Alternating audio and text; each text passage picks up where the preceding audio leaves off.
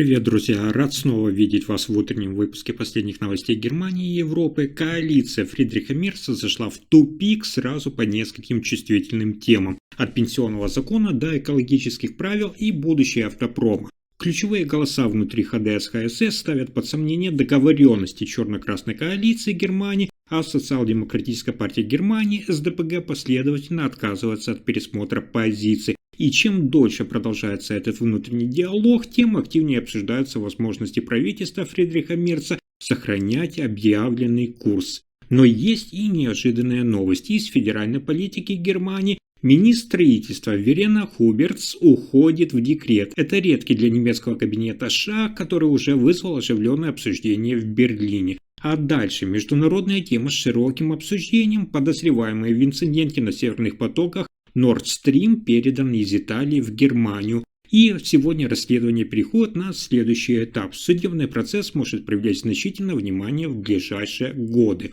Есть и новость, которая звучит для нас с вами почти как из будущего. Европейское космическое агентство решает, что Матис Мауэр может стать первым немцем, который отправится на Луну. Германия уже готовит свой вклад в миссию, и такой шаг может войти в историю. Но и неожиданное политическое заявление тоже не исчезает из повестки новостной ленты. Алис Вайдель, председатель партии «Альтернатива для Германии» АФД, привлекла внимание в Бундестаге к статистике баварских школ, где сотни классов учатся без единого ребенка с родным немецким языком. И напоследок я вам приготовил новость, которую сложно было бы представить еще пару лет назад. Китай запускает эксперимент, человекоподобные роботы выходят на службу на пограничных пунктах у границы с Вьетнамом. Это не фильм, а тест реального внедрения гуманоидных машин в контроль и логистику повседневной жизни. Про все эти последние новости часа я расскажу буквально за несколько минут. Итак, в Германии, в Берлине серьезный вызов для правящей коалиции ХДС-ХСС и СДПГ. Лидеры партии пытаются договориться по нескольким ключевым вопросам. Главная точка спора – это пенсионный закон. 18 депутатов из блока ХДС-ХСС отвергли предложение сохранить нынешний уровень выплат после 2031 года. Без их голосов проект лишается большинства. Партия СДПГ, Социал-демократическая партия Германии и руководство коалиции называют любые уступки неприемлемыми. Еще один камень преткновения – это запрет на продажу новых автомобилей с двигателями внутреннего сгорания. ЕС наметил 2035 год, но внутри коалиции нет тоже единства. Одни настаивают на строгом запрете, другие на смягченном варианте. Сам немецкий автопром и регионы выступают за мягкость, а вот Социал-демократическая партия Германии СДПГ хочет придерживаться решения, которое было согласовано ранее. Также актуален спор вокруг закона об отоплении. Вопрос в том, насколько жесткими должны быть требования к использованию тепловых насосов и возобновляемых источников. Сегодня партии не пришли тоже к общему мнению, хотя обещали реформировать закон после прихода к власти. Кроме того, в Германии заморожен пакет мер по контролю расходов системы здравоохранения. После отказа Верхней Палаты планы по стабилизации взносов отложены. Это ставит под сомнение обещание не повышать страховые взносы с 2026 года. Как итог, сегодня мы с вами имеем коалицию во главе с канцлером Фридрихом Мерцем, которая сталкивается сразу с несколькими серьезными внутренними противоречиями по пенсиям, экологии, транспорту, отоплению и соцполитике. Если не будет найден компромисс, в Бундестаге может начаться продолжительная парламентская дискуссия, а прежние обещания правительства Мерца окажутся под вопросом. Следующая новость одна из самых неожиданных в Германии. Сегодня стало известно, что федеральный министр по делам жилья и строительства Верена Хубертс уходит в декрет. Она ожидает рождения первого ребенка в январе 2026 года. Хубертс проработает до конца ноября, а затем с декабря по начало марта возьмет отпуск по беременности и родам. Перед уходом она уже выступила в парламенте с бюджетной речью своего ведомства и официально попрощалась с депутатами. Во время ее отсутствия руководство министерством будут выполнять заместители. Все ключевые задачи ведомства остаются под контролем и будут выполняться по плану. Этот шаг Хубертс достаточно редкий для федерального министра. Мало чиновниц, которые остаются на руководящих постах и при этом уходят в декрет. Следующая новость связана с обсуждением скандала в Европе. Стало известно, 49-летний мужчина, украинец, которого считают причастным к инциденту на газопроводах «Северный поток», передан из Италии в Германию. Мужчину называют Сергей К. В августе 2025 года он был арестован в Италии согласно Европейскому ордеру на арест. Теперь итальянская юстиция одобрила его передачу немецким властям.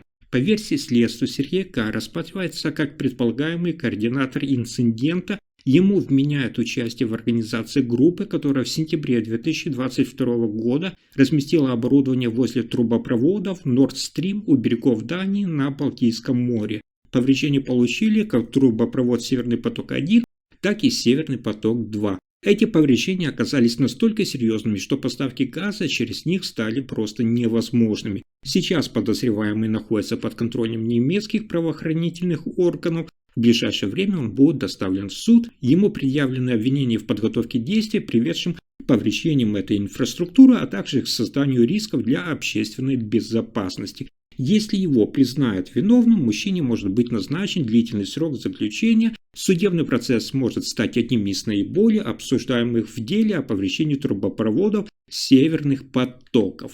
Но на этом интересные новости дня не заканчиваются. Европейское космическое агентство объявило, внимание, что немецкий астронавт Матиас Маурер может стать первым немцем, который полетит на Луну. Решение было принято в рамках совместной программы с американской стороной. Маурер, напомню, уже участвовал в нескольких космических миссиях на Международной космической станции и считается одним из самых опытных астронавтов в Германии. Теперь ему предстоит пройти дополнительную подготовку для полета за пределы орбиты Земли и на лунную станцию. В рамках миссии Германия поставит важный модуль для космического корабля, на котором будет и совершен полет. Таким образом, участие страны в проекте будет не только символическим, но и технически значимым. Если все пройдет по плану, полет состоится в ближайшие несколько лет, став историческим событием.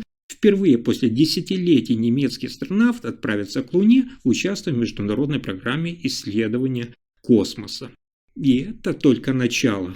Председатель партии «Альтернатива для Германии» АФД Алис Вайдель заявила, что в Баварии насчитывается 275 школьных классов, в которых нет ни одного ребенка, для которых немецкий язык является родным. Эта цифра основывается на официальных данных Министерства образования земли Бавария. В учебном году 2024-2025 всего насчитывалось, внимание, 59 942 класса. Из них в 1110 классах ни одного ученика не указал немецкий язык как родной. Большая часть этих классов – это специальные группы для изучения немецкого языка, а 275 – обычные школьные классы. Вайдель использовала эти данные, чтобы обратить внимание на проблемы интеграции и изучения немецкого языка в школах. В то же время ведомство подчеркивает, что такие классы составляют лишь незначительную долю от всех школ, это около 0,5%. Эксперты указывают, что для детей без родного немецкого языка школы предоставляют дополнительную поддержку, чтобы они могли полностью усвоить учебную программу. Таким образом, хотя проблема и существует, она затрагивает небольшую часть учащихся, и власти предпринимают меры для ее решения. А дальше еще интереснее. В Китае стартовал эксперимент. На границе с Вьетнамом будет использоваться человекоподобных роботов. Компания Ubitech Robotics получила контракт на 264 миллиона юаней. Это примерно 37 миллионов долларов. Ее роботы отправятся работать на пограничных пунктах, помогать с контролем, логистикой, инспекцией и обслуживанием. Для задачи выбрана модель Walker S2. Это индустриальный гуманоид, способный самостоятельно заменять аккумуляторы и работать непрерывно. Роботы будут использоваться на пограничных переходах в прибрежном районе Гуанси, это возле города Фанченган, на границе с Вьетнамом. Их функции включают наблюдение за территорией, технические проверки, поддержку при контроле документов, логистику и организацию потоков людей и грузов. Поставки машин начнутся уже в декабре, и этот пилотный проект призван проверить, насколько технологии, скажем так, живых роботов эффективны для рутинной работы на границе. Такая инициатива – часть более широкой программы Китая по активному внедрению робототехники и искусственного интеллекта в обычную жизнь, в том числе в охрану, логистику и административные задачи. На этом пока все. Вы слушали последние новости Германии. Если информация оказалась полезной, ставьте лайк, подписывайтесь на канал и делитесь видео. Спасибо за просмотр.